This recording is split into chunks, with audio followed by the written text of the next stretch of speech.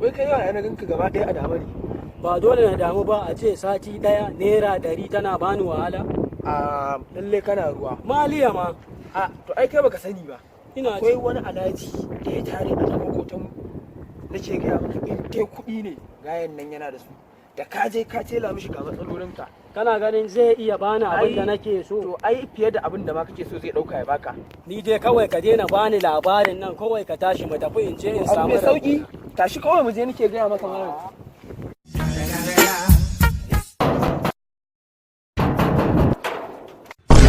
Kuma ba daga ina? Allah malam.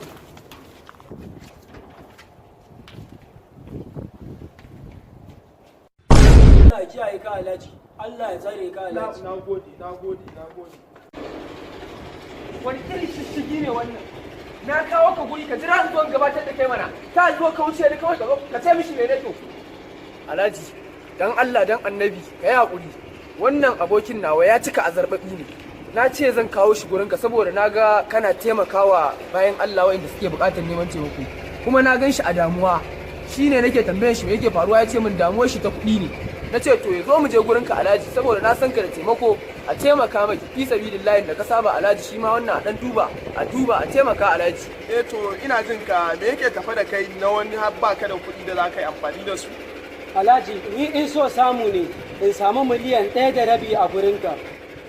Miliyan 1.5? Eh, Alhaji tun da miliyan 1.5 ta yi yawa, kawai ka bani miliyan 1, ai na san yayi ko? Kuɗi ko rai, bani kuɗi ko ba za ka ban bane? Bani kuɗi.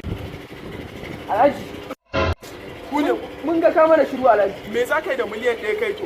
Alhaji, na ga tun da miliyan 1 ta yi yawa, kawai ka bani 500,000. Daga yanzu babu ragi ba ƙari. Ni kai kawai ka bani 500,000. Na kace Alhaji, ya kuma za ka mana haka? kamar yaya zan muku ai dama ni a haka nake tuntuni.